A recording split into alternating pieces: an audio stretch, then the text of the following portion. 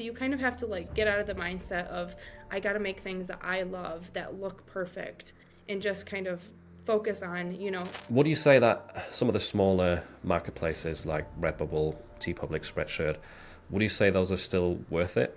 You have a bit of a controversial take that I'd like to hear your thoughts on. For this episode of Print on Demand Wisdom, I had an amazing conversation with Hannah, who's been selling print on demand products successfully since 2020. And we covered a lot of different topics, mainly focusing on Amazon merch and then Etsy later on as well. Some of the things we covered are how to get out of tier 10 more quickly, why selling t-shirts on the lowest price possible is actually a bad strategy, what to avoid as a new Etsy seller and what sorts of niches to target, as well as is it still worth it to sell on some of the smaller markets such as Redbubble or Spreadshirt. And as usual, Hannah's links are all down below in the description. So how did you get started with print on demand? That is a great question, and I think it's similar to maybe a lot of other people, but basically during 2020, I found myself like a ton of other people with a lot of time on my hands, and just kind of like feeling bored and also wanting to maybe like make a little bit of extra money every month. So that led me to like exploring a lot of different like online business opportunities. And I definitely had like tried a number of different things in the past for like starting an online business, like some to more success than others. But then kind of really just watching YouTube, I like stumbled across some POD videos, and it was like something clicked. I was like, okay, I could really see myself doing this and sticking with it. And so it was like a creative outlet, and it seemed like people were actually able to like get really good results. So I'm like, you know what? I'm just gonna like try this and see what happens. And so I actually ended up, I think I started my first shop, which is one that I don't run anymore, but like the very next day. And just from there, got really into learning all I could and kind of growing on a few different platforms. Where did you get started? Which platform did you go with? So the very first one that I got started on is actually like Teespring. I think now they're called Spring, but they've made a lot of changes in the past few years. So after a while, I was like, you know what, this isn't really like working the same that it was. But when I got started, I was able to get some traction on there right away, and like very quickly started moving to some other platforms. Interesting. Teespring is not one I would expect you to get traction with like at the beginning because they Right. tend to prefer if you market a lot and bring people to the platform. Was that the same back in the day when you started, or? I think that is a big thing that they like switched to kind of right after I got started. So you still really were able to get like some traction and be found like through SEO and Google and on their marketplace, like when I had gotten started. But then like in the months after, they made like huge switches. So now it's when I'm like, I would not recommend anybody start there, but that's kind of what like helped me dip my toes into print on demand, and then like learn what this whole thing is even all about. Yeah, kind of like a playground to practice. Yeah. And then did you get into Amazon merch next or Etsy, or do you remember? Yep, so I got into Amazon merch next, which I applied, and then that took like a while for me to actually get accepted into it. And then I pretty much right away started on Redbubble. So those were kind of the first three places that I started. And it was actually quite a bit later that I decided to like jump over to Etsy, which that's something I regret not doing a lot sooner. I just felt like this was like maybe a way higher barrier of entry, and I was nervous about like customer service and like having to pay for items up front. So I don't know why I didn't jump in. Like that's probably one of my biggest regrets, because I'm like, man, if I had like got my shop up and running like an extra year or so earlier, that would have been huge. But so that's why I tell people, I'm like, you know what, even though Etsy feels really daunting, it's actually one of the, I feel like, easiest places to grow for early people.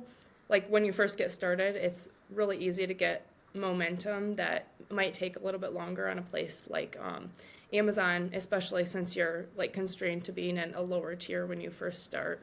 Yeah, that's true. Like Etsy is harder to run because you have a lot Hmm. more things to control than Amazon, but at least you're not restrained by those upload slots. Right. You mentioned there that it took you a while to get in and get accepted. Did you send multiple applications or was it just the one? So I was one of the lucky few that I did get accepted on my first application. But I remember it taking like quite a few weeks for them to actually like accept me, get me into the program. And I think even for me to finish my application, it took me a while to like figure out how I was going to do that. But looking back, I didn't really realize like how awesome that was that I did get in right on that first try because I know that's not the case with a lot of people. But yeah, that did happen to me. Yeah, it was the same for me, and I also didn't realize that a lot of people have to try a lot. Hmm.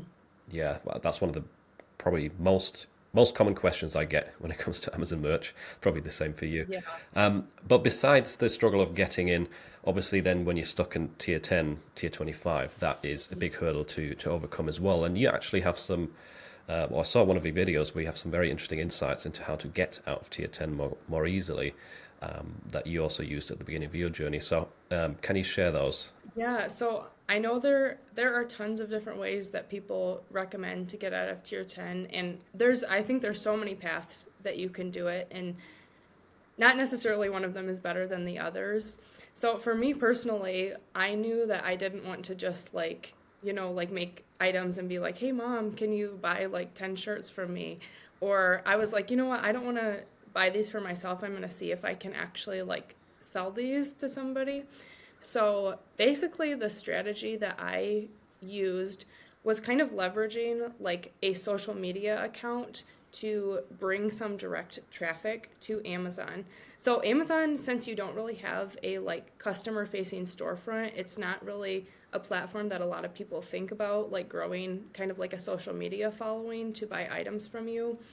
But basically the strategy that I used is those first 10 slots that I had and back then you couldn't like pick a bunch of products to put your designs on. It was just like if you did 10 shirts, that's all you got. So I picked a niche that I knew was doing well and was going to continue to do well for like the next few months that there was a lot of demand for. I kind of had seen that this was doing well on like other platforms than Amazon. And I was like, you know what? I am going to make like a dedicated Instagram page that is going to be kind of like a shop for these Amazon listings that I have. And so basically, what I did is I filled all 10 of those slots with designs just in this one niche. And then on this Instagram account, I basically every day I would use like place it and I would make mock up photos of those Amazon designs. And then I would just like post photos on this Instagram account and interact with some people that were interested in this niche, follow some people, leave comments on stuff. And then I started getting like people who followed this account and would like click on my link and were interested in the stuff to buy. So I actually got all 10 of my like first sales from doing that strategy in like my first week to 10 days. I got those. That is really impressive. Yeah, I think like it definitely you have to do the research of finding a very like passionate niche that is going to be willing to engage with something like that and wants to buy those types of items. But I think it still is a strategy that really does work. And I know like some of my students or like people on my YouTube have said they've tried a similar thing and they've gotten sales by doing that. Can it be a competitive niche, like a highly competitive one? I think it can be a little bit more competitive, and you do want a niche that's going to be broad enough that there are people looking for that. So, like, I wouldn't say do like the most obscure thing, like a dentist who like plays pickleball. Like, don't make an Instagram account like for Mm. that really hyper specific thing. It needs to be a little bit more broad, I would say for sure. And it's okay if there's a little bit of competition because you are kind of driving that direct traffic to it. But definitely, I think a lot of people they are in tier 10 and they're kind of waiting for that organic traffic to pick them up, which that definitely can happen. You can get discovered organically even with just 10 designs. But a lot of times that's going to take you like quite a few months and you're going to have to try a lot of different niches. So if you find a niche that you're like, you know what, I think this is really going to work, you can really just go all in on that and kind of help drive some of that direct traffic. I think it still is a strategy that works. Yeah, it does sound like a very reasonable strategy. To kind of clarify some of the things with the social media accounts, you said upload mock-ups, and then the idea is to interact with people who are interested in that niche, right? Yeah, that's what I found that works. Like, definitely you do not want to be like spammy and just like be posting like the same comments on like everybody's Instagram who maybe like posts with a certain hashtag or follows certain accounts. But if you find people who are like in this niche and actively like posting maybe content that is related to the niche that you chose, I think it's like totally fine if you go to their Instagram, like a couple photos and leave like a genuine comment that like it makes it seem like you're not just like a bot that like randomly is like, I love this. Like actually try to interact with what they are talking about. And I think preferably in this type of niche, like this works really well if it's something that like you are maybe very passionate about. So something that I've thought about is like my husband and I, we are foster parents, so I'm like, you know, if I did this again, I could make like a social media account of apparel for like foster parents, and then it would be really easy for me to like find other like foster parent accounts or like organizations and kind of interact with people through that, and they would be very interested in this type of thing. So I think picking something that you know a little bit about works pretty well too. Okay, so it's not a pushy sort of salesy way. It's more like you have the link there for Right. people who see you through interactions, who you follow, who might Right. check out your account, and then naturally they find the link and they say, oh, right, this might be interesting for me or for my daughter or whatever it may be. Yeah. Exactly. Like if they click on your profile, they're like, "Oh, these are super cute, like sweatshirts or something," and so then they just purchase through that. Cool, cool. Very good strategy. I like it. You have a bit of a controversial take that I'd like to hear your thoughts on about pricing low on Amazon Merch, which most people tend to recommend, especially to people in tier 10, including me. I've recommended that before, to price as low as possible or maybe 13.99. But why, in your opinion, is pricing low a bad idea?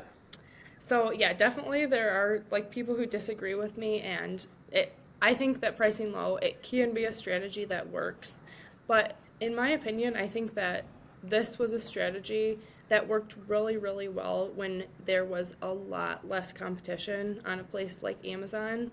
So back then, there weren't tons of listings for like particular niches. And so if you sorted by lowest, there's a good chance that your product is going to land on one of like the first or second pages if you sort by lowest, if you're doing that low pricing strategy. Now, I think that there is just so much more competition on Amazon that if you're pricing with that the lowest price, you're also competing against like hundreds of other people who are also pricing with that lowest price. So now, if you get discovered, not only are you not making any profit on that item that you just sold, but you're still having to make a design that like is beating out all of these other people that are pricing items as low as possible. So I just kind of started going for the strategy like I'm just going to go ahead and try to create items and designs that are already doing something different than everyone else in this niche so that when people are scrolling, they have a reason to pick mine. That's not just because it was like on the last page, the lowest priced item. Because I think for this strategy to work, you're still going to have to try and stand out and do something different. So why not actually make profit? And then, like a side thing is sometimes I feel like pricing your items at $13.99 when like most of the first page best sellers are priced closer to like 20, kind of like can make people feel a little off put, like, oh, what's wrong with this shirt when they were expecting to spend like $19.99 and then this is like $13.99. Sometimes I feel like that can seem like a little off putting. But yeah, I'd love to hear more of your thoughts too Yeah, on yeah, what you those are definitely still. compelling points. It makes sense that there is that kind of customer who wants to just get the cheapest possible. They will sort by cheapest first and not be bothered about buying a 1307 shirt or whatever it is now. But at the same time, some people will see that cheap price as, a worse quality option, even though they're all the same t-shirts. Customers don't know it, right? So if they have the choice between two similar designs, one is really cheap, the other is more expensive, they might assume, okay, this is going to be a better gift because of the price is higher.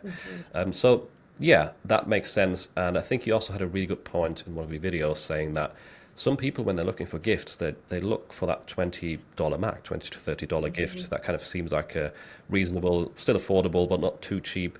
And that I think makes sense as well. That some people would be put off because it's not gift worthy and not expensive enough, if that makes sense to be a gift. Yeah, and I think the beauty of like print on demand too is we are creating these really like hyper specific things.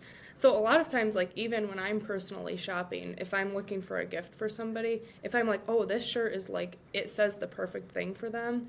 If it's like $5 more than another shirt that's maybe a little bit different, but not like the perfect phrase or the perfect design, I'm like, oh, that's totally fine. This one fits them. So I think a lot of people they find something they like, and if it's like within like a plus or minus $5, that doesn't really matter when they're buying a gift. I think, in my personal opinion. Yeah, to a lot of people it won't. So do you always just price at 19.99 to begin with, or do you sometimes start at like 17.99 to give a slight incentive? Or Yeah, that's a great question. So I priced pretty much at 19.99 across the board for several years, and then recently I just start everything at 21.99 is kind of like my new starting price, which I know a lot of people they have the strategy like price a little bit lower and then once you get sales kind of move that up. But for me, I'm just like, you know what? I'm just going to go with that strategy that if someone likes mine, they're going to buy it. And so I've been doing the 21.99 strategy, and that's been working pretty well for me. So I don't know about you. What do you typically start your items at? since well, I started at the beginning of my journey, typically pricing lower and doing the incremental increasing price. Then, as soon as I got higher into the tiers and more design slots, I thought, if I'm uploading thousands of designs, I might as well price them higher, actually make a profit. Doesn't really matter if the odd sale doesn't end up happening because I have all of these slots free anyway. Right. Recently, I've tested again because that's kind of been my strategy for like a year or two. Now I've tested again, starting with a lower price to see if it makes a difference. And I have noticed some designs selling more quickly. But again, you Okay. run into the same issue where Same. you sell it for like 80 cents or whatever, or a couple of dollars. You price it up and then it might never sell again. So it's a hard one to pin down exactly what's the best strategy. But I like the idea that, maybe if the cheap pricing isn't working for you, try 19.99 to begin with, or even more expensive. One topic that I think a lot of people tend to ignore or not hear about enough is keeping your merch accounts safe, because obviously merchants are notoriously known for terminating accounts Yep. due to rejection. So what should people look out for in order to keep their accounts safe? Yeah, so you definitely, I mean, most of your listeners, I'm sure they're tired of hearing this, but you need to do your due diligence at like looking up those trademarks. And I think one thing that trips people up is they're like, well, I looked and my title is totally fine. There's nothing unsafe there. But then maybe they're using some like phrases or keywords in their bullet points that maybe have some like trademarked or copyrighted things, and they didn't think to look through everything that they're actually uploading with this listing. So that's the first thing, that if you are trademark checking most of your niches and phrases and titles, you should be pretty good.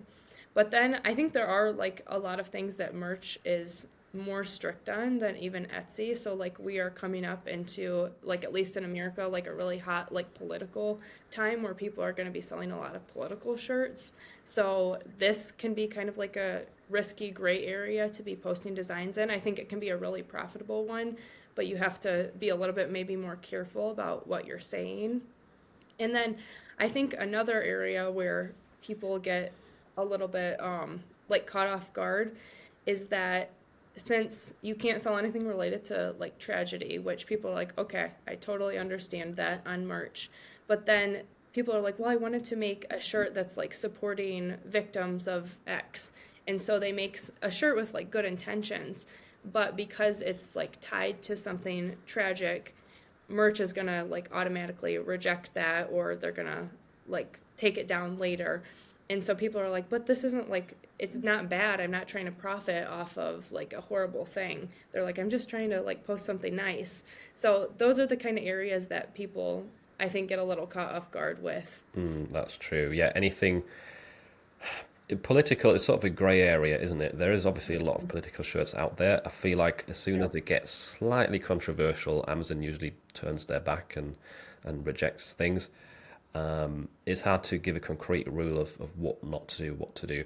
I tend to just stay away from politics in general, at least on Amazon, which is a shame because, like you said, there's a very hot time coming up in terms of the topic. It's already a hot topic, really, and it's going to only really get more sales leading up to the election at the end of the year.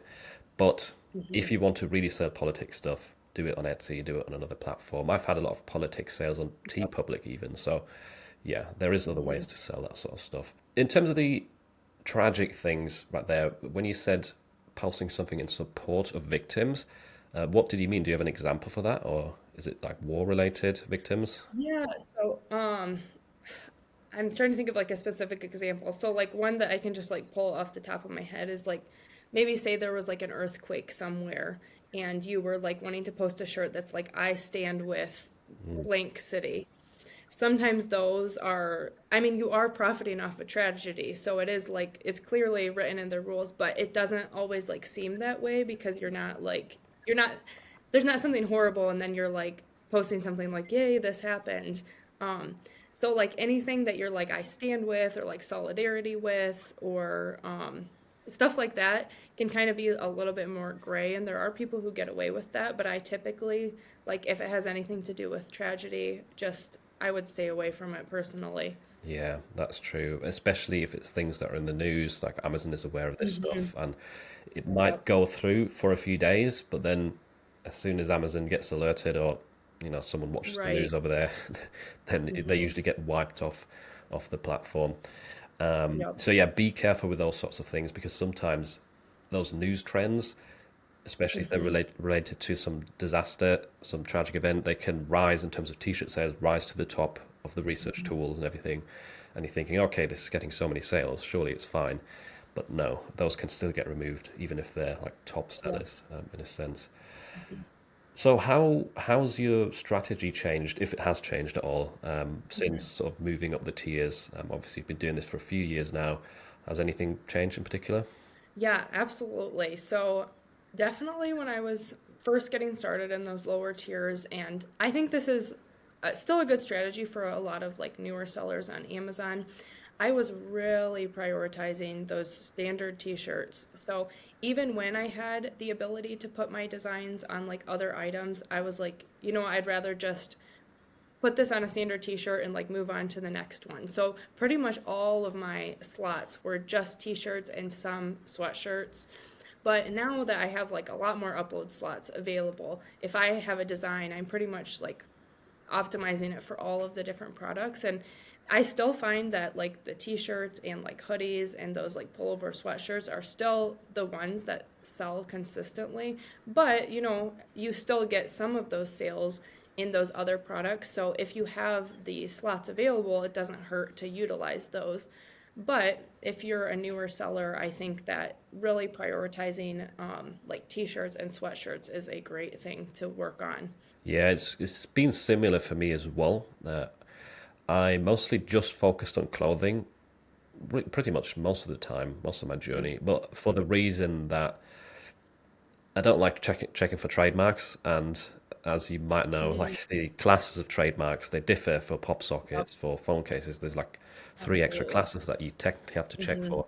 So I was like, I can't be bothered. It's not worth it. If t-shirts are the best sellers anyway, I'll just focus on t-shirts Mm-hmm. and the other clothing. But I have recently started uploading to the other products as well, with with niches and listings where I know they're safe for those other Mm-hmm. classes. And yeah, they do add some extra sales. It's probably not going to overtake t-shirts anytime soon, but Right. it's worth it if you Mhm. have the slots and if you have the patience to double check trademarks and multiple classes in a sense. Mhm. When did you get started on Etsy? So I think I kind of started dabbling in Etsy like over a year after I got started on Amazon. So maybe sometime in like 2021, and then didn't really take it super seriously those first few months. But then I was like, oh, actually, like I don't even have that many listings posted and I'm getting some traction. So whereas like on Amazon, I feel like you have to have a pretty good catalog to start making some consistent income month after month. With Etsy, I was like, oh wow, I can like post a lot fewer designs and really get eyeballs on them and actually start getting sales. So then I'm like, okay, I really need to like start working on this a lot more.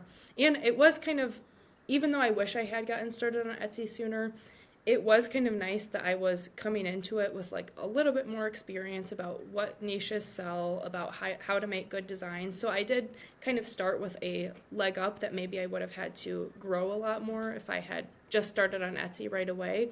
And I was able to like, okay, I already have these designs I know sell on like Amazon and Redbubble, so I can kind of prioritize getting my best sellers on Etsy, which can kind of help you get some great momentum. If you have designs that sell on one platform, you're thinking of moving to another, you can always think about, okay, I'm just going to post all my designs that have already made a sale somewhere else, and that can help you get a lot of momentum pretty quickly.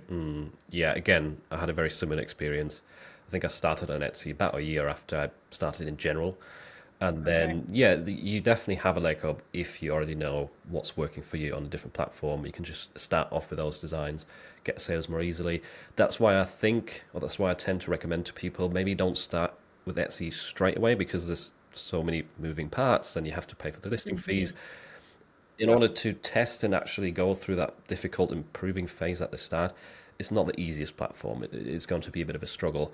Whereas if you start somewhere else, you get sales somewhere else where it's easier to get started, then you move on to Etsy. You're not going to waste so much time and effort setting up all these different things and paying the listing fees for nothing. So that's interesting. Since we were just Great talking advice. about products, what tends to sell best for you on Etsy? Because it's not always the same than Amazon merch, at least from my experience. Yeah, and it is interesting because like not only are products a little different, but the designs that do well, I find can be very different too on Etsy. But typically, because I still prioritize them so much, the apparel items are typically my best sellers on Etsy. So on Amazon, I really prioritized shirts a lot, which I do still have those in my Etsy shops. But I found I'm like, you know what? This is like pretty much the same amount of effort. I could be listing sweatshirts that have like a lot higher profit when they sell. So I really, for a season, I prioritized like posting a lot of designs to sweatshirts that had a little bit higher of a sale price and higher profit every time I made those. And sometimes there's less competition in sweatshirts than maybe there is in t-shirts. So I think that still is great. And then I've like slowly ventured into other products as well. But the bulk of my sales, I would say, is still made up of like those t-shirt and sweatshirts. Yeah, I'm glad you mentioned that about sweatshirts because if you sell a sweatshirt on Etsy for the same price that you would on Amazon, you're going to make quite a lot more money on Etsy typically.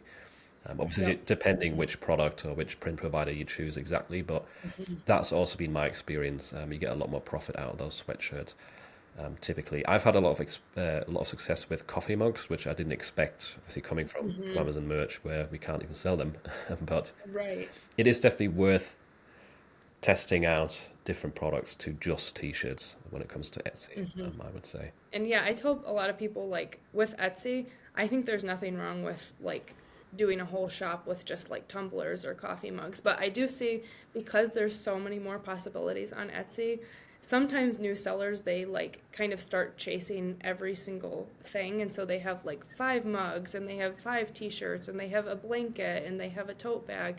And so it's really easy to get like caught up in trying to do everything. So I think if like new sellers can maybe pick like 2 or even 3 products that they're like, you know what, I'm just going to focus on these.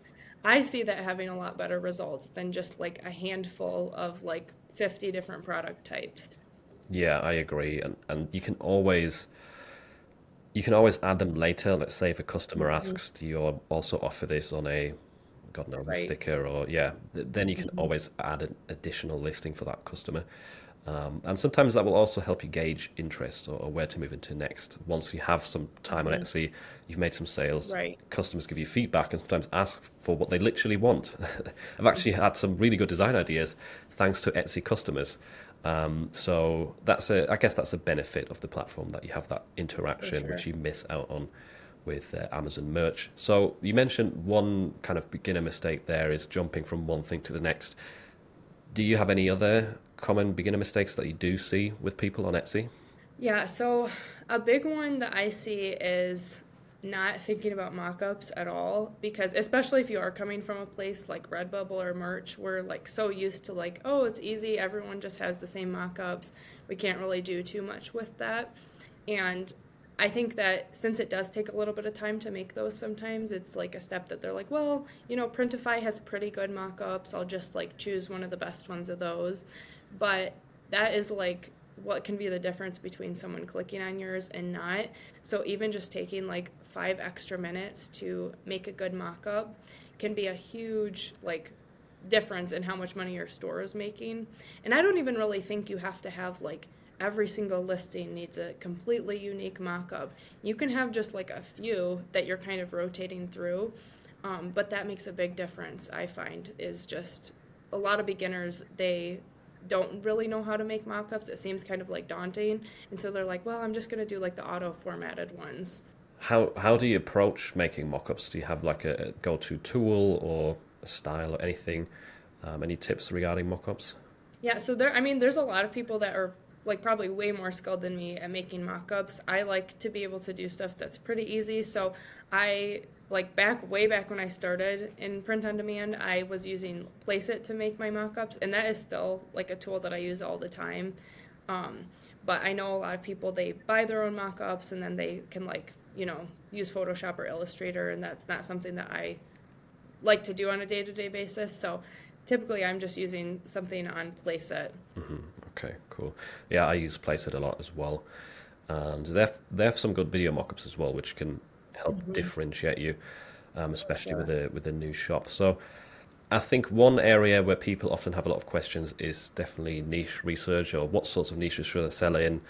A lot of people are confused about that. So what tends to work best in your case in terms of niches? Yeah, so in my shops, I definitely have a really good combination, I think, of like evergreen and trending designs. So I know, especially like people who are selling on merch, trying to get out of those lower tiers, a lot of times it's all about, you got to jump on the next biggest trend, which that can work really well, and you can like make some good profit following trends. But I found like when I first got started, I did kind of discover like some trends that really got me a lot of traction. But then once that's over, you kind of like, you can't count on any of that income to grow with you. So I think it's really important to be both having like a mix of, trending niches that are relevant now, might be for a few months, and some really good evergreen niches that can sell this year, and then they're still going to be selling like 5 years from now, hopefully. So that's what I tell a lot of new sellers is like work on that balance between those two, because I would hate for you to build like a 6-figure shop this year that's built on a trend that like next year, you know, no one's buying that Yeah. anymore. Don't just focus on the election on Etsy, right? It is going to end. Exactly. Political shirts will Yeah. carry on selling, so maybe go in between, like think of some evergreen political ideas that tend to sell all year. Right. Um, Exactly. that could also apply to the election. Yeah, that's a good hmm point. So do you have a specific split, or do you not really know? Like, is it 50 trends, 50 evergreen, or? Yeah, so that's a great question. So I I kind of do have like a split that I've talked about before. So I pretty much do like 50% on like true evergreen designs, like not really tied to anything. And then maybe like 20%, 25% on trends. But then I also post like a lot of holiday related designs, which that's like kind of a combination of a it's not really a trend, but it's Seasonal not trend. necessarily, yeah, it's not going to sell like every single day of the year, but it might sell really well for 2 months of every year. So I think having like some combination of those three, like a true like design that's maybe for like some kind of mom thing, can sell every day of the year. But then if you post like a Easter design, yes, that could sell in 2025, 2026, but it really only sells for like a few months of the year. And then trending designs can just give you like a little boost if you find them and you post them. So I think like a balance of those three works really well, in my opinion. Do you have any tips for marketing your shops? Do you still use the same tactic as you did at the beginning with merch? Yeah, so I have like for at least on my Etsy, I have like actually that social media that I kind of started way back when I was doing Amazon merch. I eventually kind of like shifted that to one of my Etsy shops, and I like kind of use that now. So that's one way that you can do marketing, is like just kind of having a dedicated page where you're kind of like curating a shop. Um, and then, yeah, marketing through like advertising too is something that, as I learned and like wanted to grow my print on demand business a little bit, that's something that I started learning about a lot more and implementing. Like paid ads, you mean? Hmm. Things like Facebook, Google. Okay, okay. And I'm curious with the Instagram page, if you've continued to grow that, which is great. Like that's a cool story. You started just to get up to tier 10, but now you're still utilizing it for your Etsy. I'm guessing it's grown in followers, so it's actually Hmm. worth it. Yeah. Yep. So I'm curious, do you still just post mock-ups to your designs, or do you also create any like content specific to that niche that might be more like educational or appealing to the Yeah, brand? that's actually something I've never really ventured into, but that is a really good idea. I'm just still like, I want to make it as easy as possible because it's just kind of like a supplement to what Mm, I already get from like organic traffic. But it's like if I have new designs or like a few times a week, I'll just like post, just a mock-up of somebody wearing it. And then sometimes actually now like people that follow this Instagram and have bought, it's like they will send me DMs with like photos of them wearing it. So sometimes I'll like repost photos of people who have bought these types of items. But typically, I don't show my face anywhere on there, and I'm just posting mm, mock-ups mostly about like new products or like, oh, this is a fun gift idea for blah blah blah blah blah. mm. But yeah, I like to keep it like super Super simple, yeah. low. Yeah, super simple. Yeah, that's probably what I would do as well, because that's one of the reasons I don't spend time building like separate social media accounts for the shops because Hmm. it takes a lot of extra effort. Yep. With the creating content thing, what I meant is like you could potentially do like a post that has different types of, I don't know, like if you think of a shop that's aimed at horses, you could have a post about Hmm. different breeds and what their Yeah, characteristics that's a are. great And idea. then that's not very salesy. It's more interesting Hmm. to people who like horses than seeing a t-shirt with the design on it, I guess. So, Yeah, that's a fabulous strategy. yeah. And definitely, I think this strategy, like, it kind of like fell in my lap having this. And this really only works if you're going to do like a very niche specific shop, which isn't always the right choice for a very beginner. Like, this kind of social media strategy is not going to work well if you have a general shop, I don't think, because you just have it's hard to find an audience that's interested in everything or is not going to be like upset by you posting like random other stuff that they have no interest in. Hmm. So, but if I think it could be a good tool if you have a very niche specific shop and there's like a big interest in that kind of topic, it doesn't hurt to just, start an Instagram page. That's true, and I'm glad you mentioned that because if, like anyone watching, if you've ever used social media and think about your own behavior, you're typically following pages that are curated for a specific topic that you're interested Mhm. in, not a page that has 50 different topics, some of which Right. you're somewhat interested in. Like it's always a feed of things that are very coherent Mhm. or at least in the same theme, in the same topic. And yeah, I also think doing a niche specific page or shop at the very beginning, if you're just starting out, is difficult because the Mhm. niche you choose might not be right. Like oftentimes the For first niche sure. that you choose is not going to be your best. So leave that for further down the line when you have Mhm. found some niches that actually work well for you. What do you say that some of the smaller marketplaces like Redbubble, Teepublic, Spreadshirt, would you say those are still worth it? Yeah, so my opinion, I think it does differ from a lot of people, especially with a lot of the changes. Tons of people are like, you know what, I'm just totally done with these marketplaces. So, in my opinion, I think that they can be used like to supplement your other main platforms. So, if you're selling on Amazon or Etsy, since you've already done like the niche research, you've already made the design, you've already trademark checked to make sure that this is safe. If you have a Redbubble or like Teepublic account or Zazzle account, that then you can just kind of like take what you've already optimized for one platform and you can also list it there. I think it's worth like the extra effort to put it on a whole new marketplace, as long as you're not like just prioritizing this one platform. So maybe a lot of people are trying to get started on Redbubble. They're making like really tailored, like specific Redbubble items. that might not be the approach that I would suggest anymore. But if you can kind of use it in conjunction with another platform that has a lot more of that like organic traffic and you're going to make a lot more profit from, I think it's doesn't hurt and it can be really beneficial to have like just more eyeballs on another place looking at some of your items. And if you don't want to fully commit, you could even just be like, hey, I'm going to take all of my like best sellers from this platform and I'm only going to upload them to Teepublic or Zazzle if they've already made a sale somewhere else. So that's another strategy that you can do. But I don't think they're completely dead. I still get sales from all of those other platforms that are like considered smaller. It's definitely not the same as another place like Amazon, but I think it still can be a worthwhile tool for people. I also believe it depends on your specific like personal situation. Would an extra $100, $200 make a difference to your life? Like if you live in a very expensive area where the rent is $5 grand a month, okay, maybe don't spend much time uploading on TeePublic or Redbubble at all. But if you live in a country where an extra $100, $200 would actually make a big difference, yeah, then those marketplaces are definitely still worth it, in my opinion, especially if you can combine it. You know, if you combine multiple of them, or one with Amazon Merch, one with Etsy. Yeah, so it depends on your situation. I wouldn't just start out and solely focus on Redbubble, for example. You're probably not going to get that Right. far.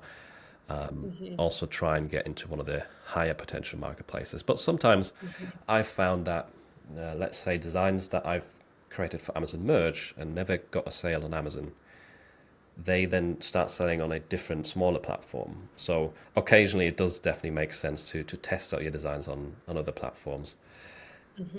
Last question then.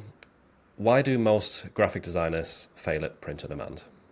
That is a great question, and I have a video with that title, and I think it is like a little bit clickbaity there, but I think that if you are someone who's like an artist, you really have an inclination for design, that's your personality. I think it can be like a significant hurdle that you have to get over to be really successful in print on demand, because at least like for someone who is my personality, I really want things to look good. I want them to be perfect.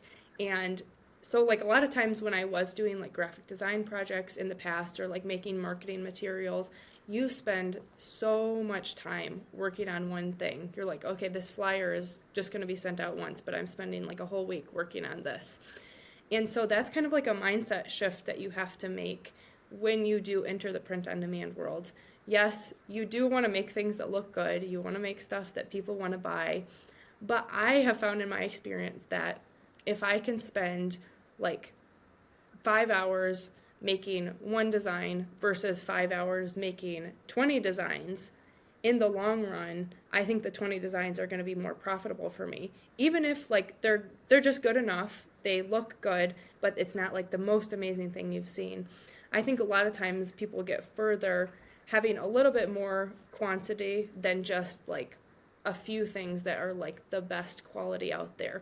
So that's like a little bit hard for some people who are designers or artists to get over, is not every design is going to be perfect. And like you probably aren't going to love everything that you sell. A lot of the niches that are my best sellers are things that I have no interest in. Like our t-shirts, I would never be caught dead wearing. But some people like them and I optimize them for the audience that I want to sell. And so that works really well. So you kind of have to like get out of the mindset of I got to make things that I love that look perfect and just kind of focus on, getting more good quality stuff out. What does the customer love? And sometimes on Amazon, the customer loves very, very, very, very simple stuff that you would never wear yourself. So, Right. yeah, definitely cater to the audience that you're trying to sell to, not just yourself. Yeah, those are interesting points, and I think a lot of artists can get caught of that perfectionism when it comes to their design. But a good example of someone who's found the balance, I would say, is Juna Detour Shirt, who Yes. he's obviously an amazing artist, He's creative amazing. person. His designs look amazing, but he's very fast. Like he does his Detour design with Detour challenge at the moment, where he's making one design per day, and he does that next to a 9 to 5 on a YouTube channel. So he doesn't spend much time on it, but the designs all look Right. amazing. So that's the kind of the the pinnacle that we want to work towards is Juna, right? Amazing designs, but don't waste an entire day on them. For sure. And I think it's kind of like a two-edged sword for people who are artists or like have a design inclination, because sometimes there are some hurdles to get over, but a lot of times the people that I see really sticking to a business model like this and having success are the people that actually enjoy it and are like they find it comes somewhat natural to them. So really anyone can be successful in print on demand. You don't have to be an artist, you don't have to be good at design. But a lot of times the people that are going to stick it out for multiple years and have fun uploading new designs every single day are the ones that are maybe those designers or just enjoy that kind of thing. So it kind of can be like it can hurt you or it can benefit you. Yeah, definitely worth finding a balance between the two. All right, amazing. That was a lot of valuable insight. Thanks a lot for coming on this show. And lastly, where can people find you if they want to learn more from you? Yeah, well, thanks so much for having me. And the best place that you can find me is just to go to my YouTube channel, which is just Hannah Ebeling. And there you can watch my videos and connect with me on some other social media, although I'm not great at keeping up with my personal stuff. But YouTube is typically the best place to engage with me and watch any of my content. Okay, amazing. All the links will be in the description as usual. And Hannah, thanks a lot for coming on the show. Thanks for having me.